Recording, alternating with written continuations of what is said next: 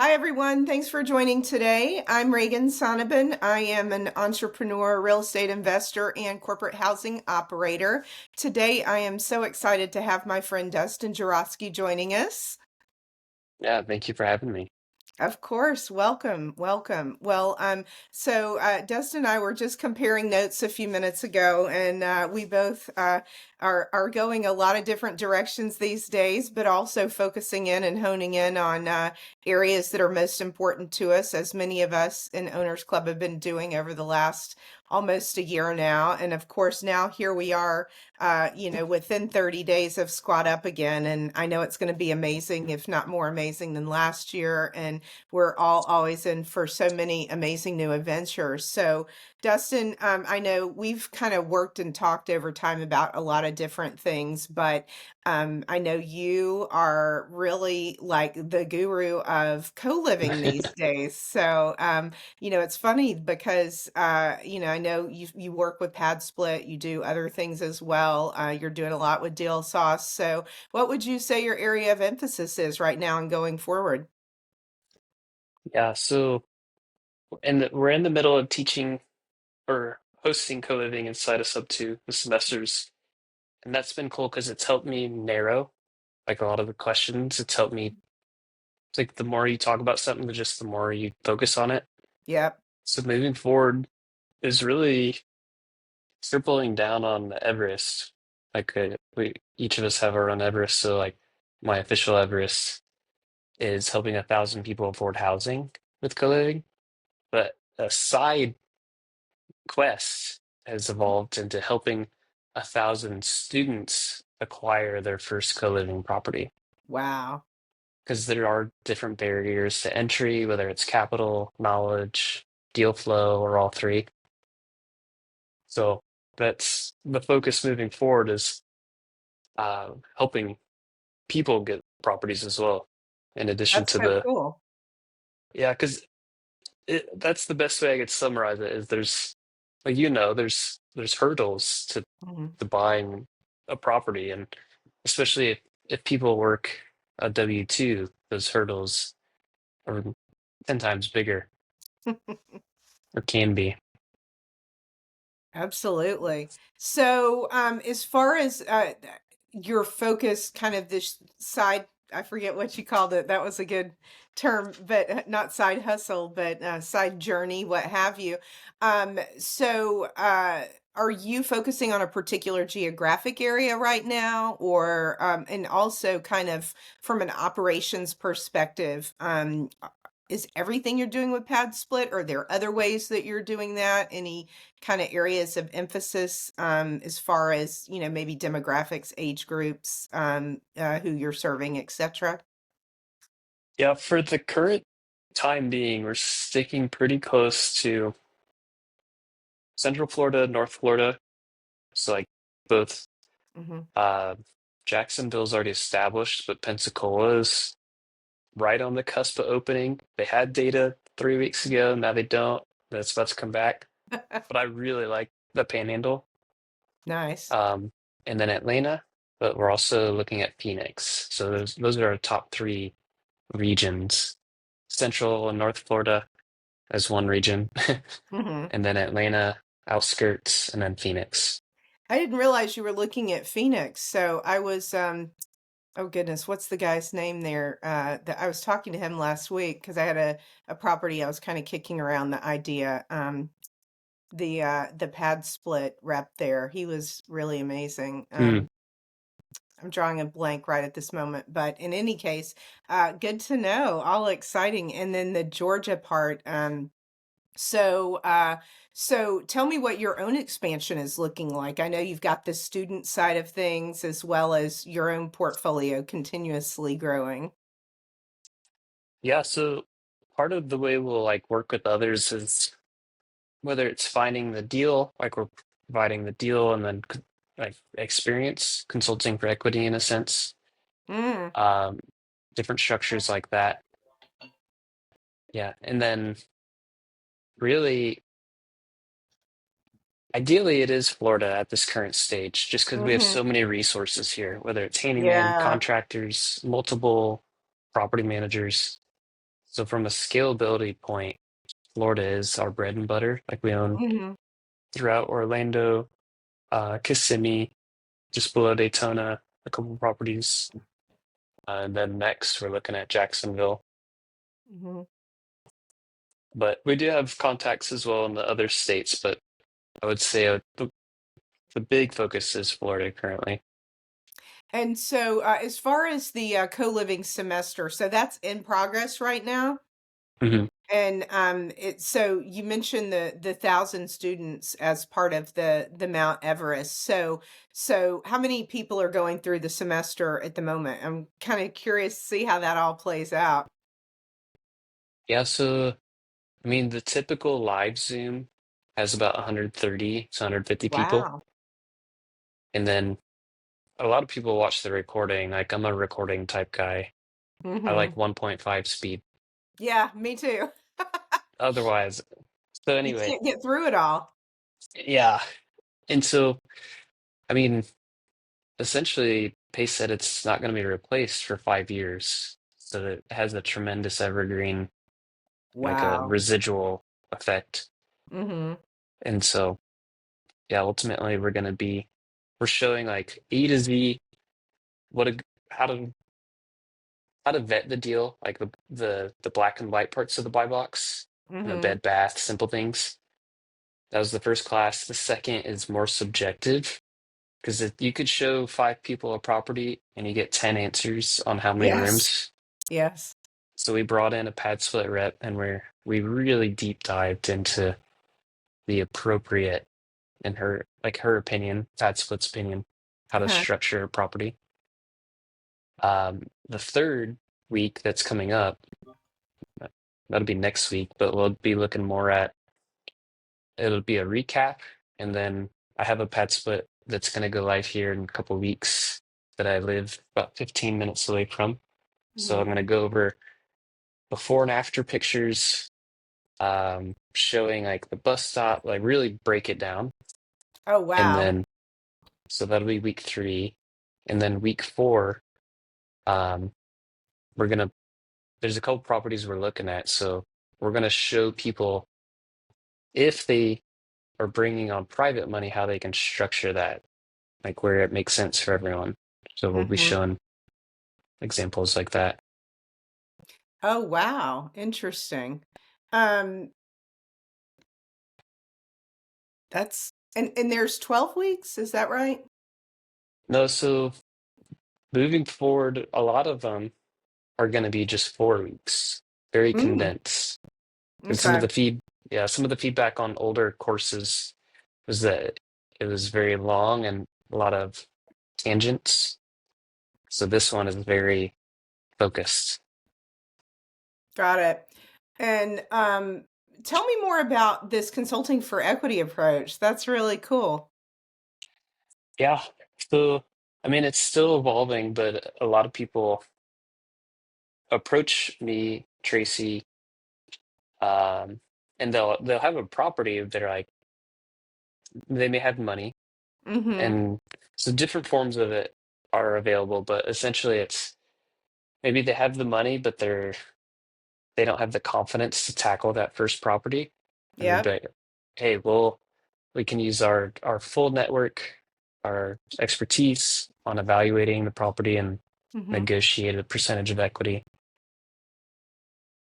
Wow. And so you've actually already started doing that?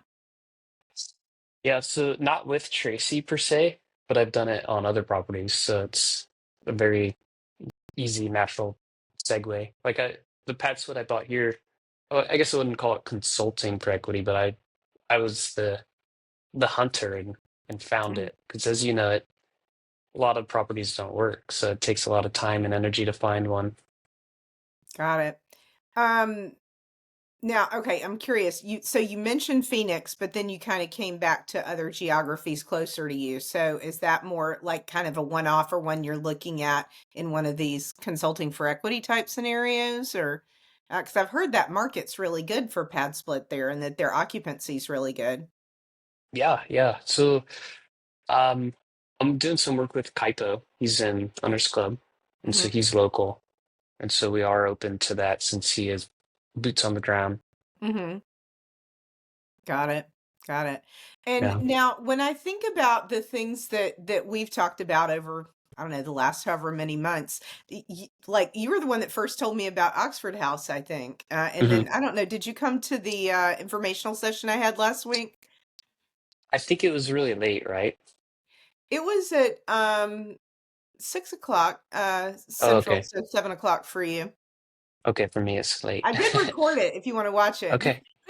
No, I've seen you post though. You're doing stuff with Oxford. Are you liking it? Well, I mean, I haven't actually done anything with them, but you know what was funny is I feel like you were the first person that mentioned them to me. I could be wrong, Yeah. but then in short succession, I heard about them from multiple different people. And so Yeah. then as I started meeting with their team, which, you know, you're aware of that portfolio that we were looking. So we were looking at that portfolio. So I ended up, you know, contacting from their website. And as you know, I think they put you in contact with someone different based on the geography. So I ended up, you know, speaking with two different sets of people in two different states. But then the ones here in Illinois, I actually ended up meeting with them. They went with me to walk a property which turned into another whole thing because the seller never showed up.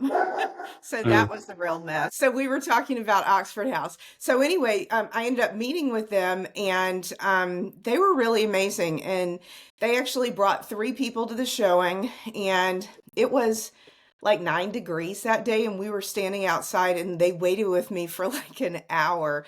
And then mm, finally, after that long, you know, we're all like, okay, at some point we just have to go. It, you know, just didn't come together, which is very frustrating.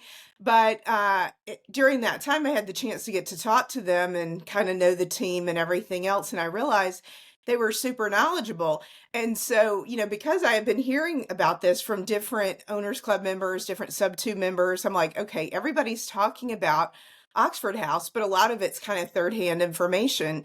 And so, AJ, who's the regional director that met me there with his team, was like, you know, we can, you know, do some kind of Q&A thing. And I'm like, that's a great idea. So that was pretty much it. Like, I haven't actually done anything with them yet. I'm confident that I will in the future.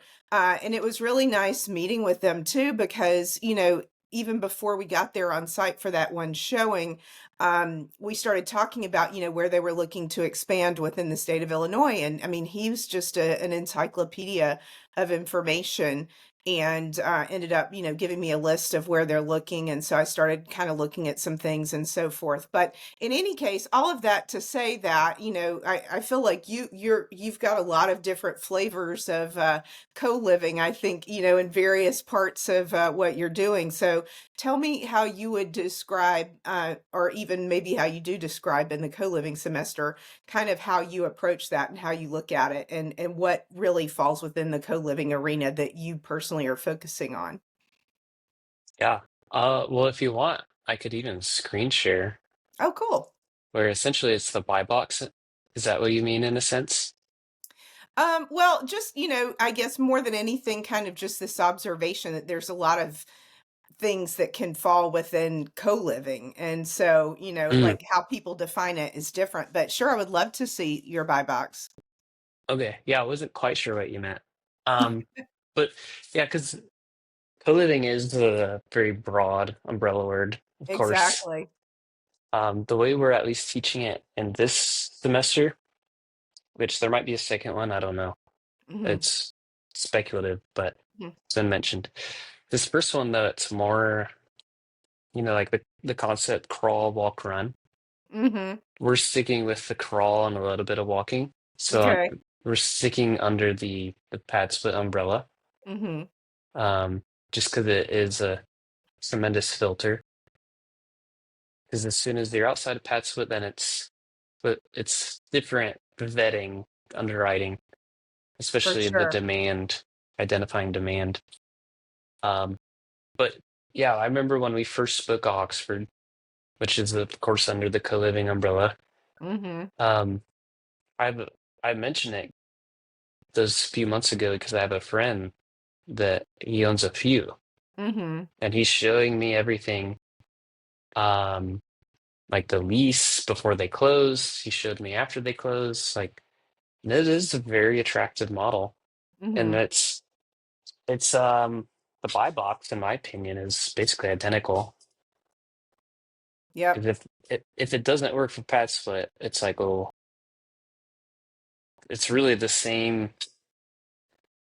It's really the same type of person that, you know, Oxford is sober living, so it's a couple of different variables, but Hmm. you still need the same criteria, like enough.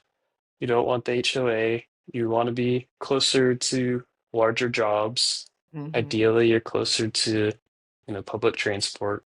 Yep. So, but yeah, I know there's others too. Like some people talk about um, housing for the elderly, stuff like that, Yeah. which I'm not personally doing only because it's all the same variables that normal co-living has, and then you're Hmm. adding double or triple.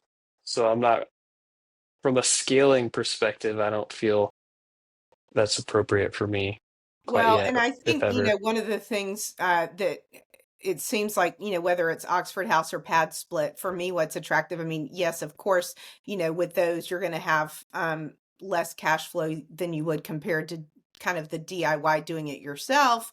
But there's also a lot more, predictability framework. They deal with, all the permitting and all the stuff. So it kind of gives you the guardrails that Mhm. that kind of help keep it, easy to do and not have to worry about too much. Yeah, because I mean, it's definitely interesting, especially Florida. Like I'm in the snowbird state, Hmm. and but some of the things I just don't have the confidence in yet to tackle. Those more sophisticated ones are like, okay, let's say you have 55 and up housing. Well, what happens when they enter that new stage where they can't take care of themselves? Like, how do you enforce that kind of stuff? Or, you know what Yeah. I mean? Like, it starts getting really complex. For sure. Absolutely. And that's, I guess, kind of part of what I was asking about before too, because there, you just hear, like you said, people doing different, senior co-living and just different types of scenarios. And there's this continuum that's there that, you start to go from that to, assisted living, what have you.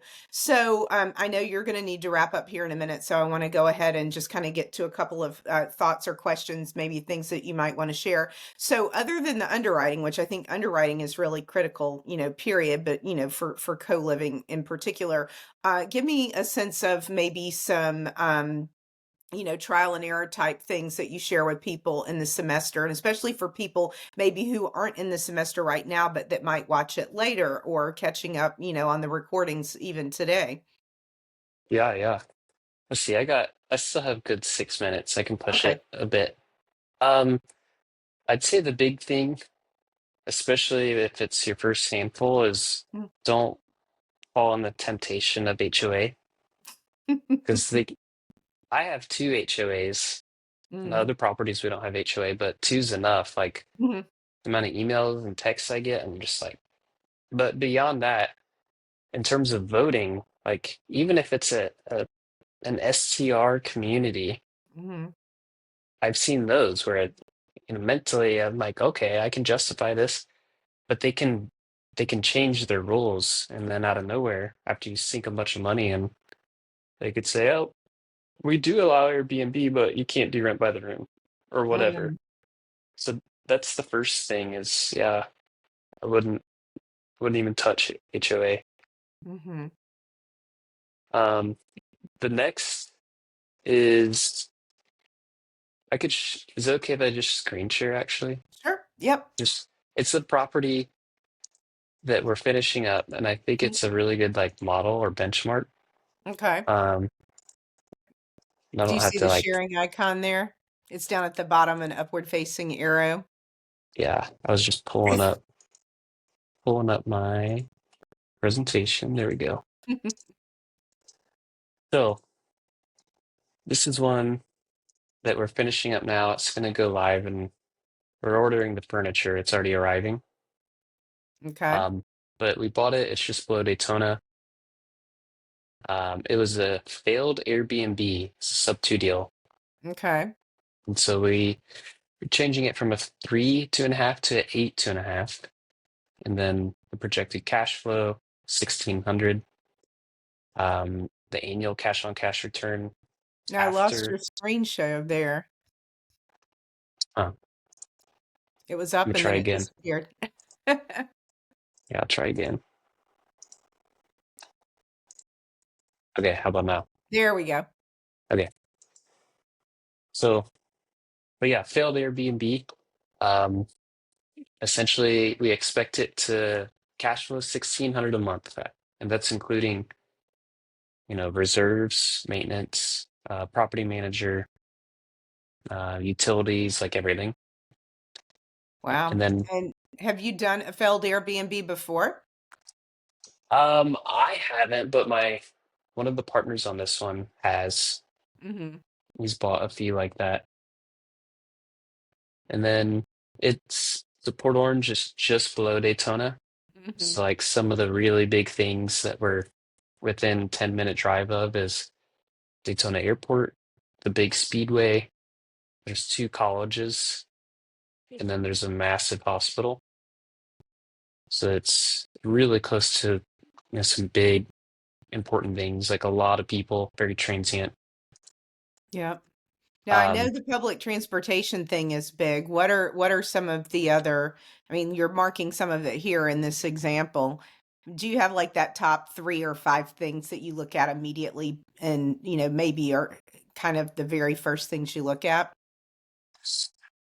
um, well, with the big filter really is like, what are the big jobs that Hmm. people are going to be close to? So like Walmart's, Costco's, Amazon fulfillment centers. Like for example, between these two schools that we're Hmm. within 10 minutes of, it's about 40,000 students. Wow. Halifax, 5,000 employees. And then I don't even really know what number to apply to the airport or speedway, but Yeah. definitely a lot of traffic. So I think Hmm. that's the big thing is like, is there a lot of action where you're at? Sure. Um, it and that on here it's just showing, hey, this isn't a new or a established market quite yet, but Hmm. we have the confidence because of the very high population density. And are you, like the presentation that you're sharing right now, are you working on this with your pad split rep, or this is primarily with your partners, or like how does that kind of all tend to flow through? Um, what do you mean by working with? Like just when we pick a property or?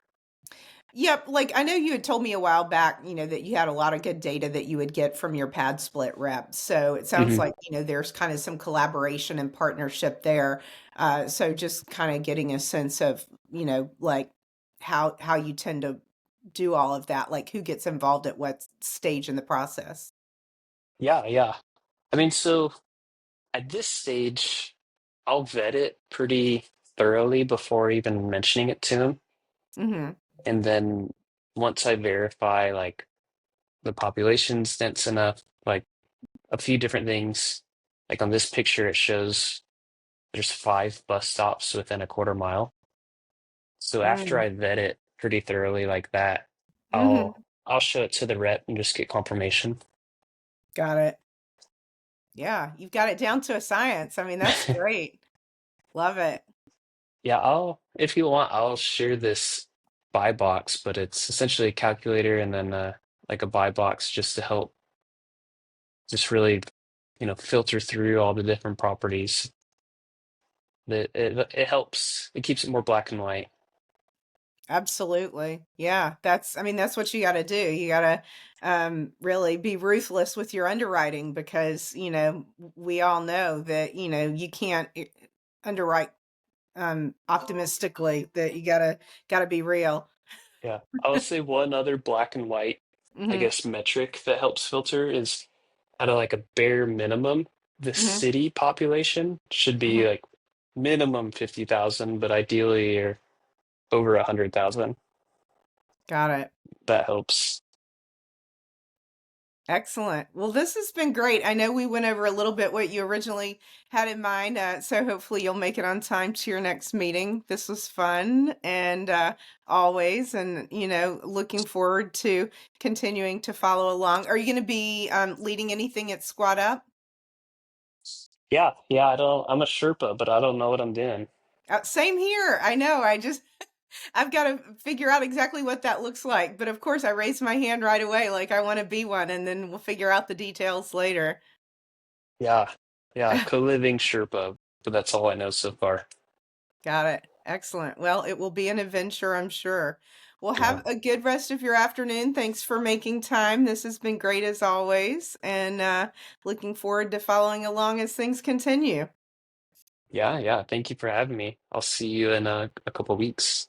Absolutely. See you then. Okay, thank you.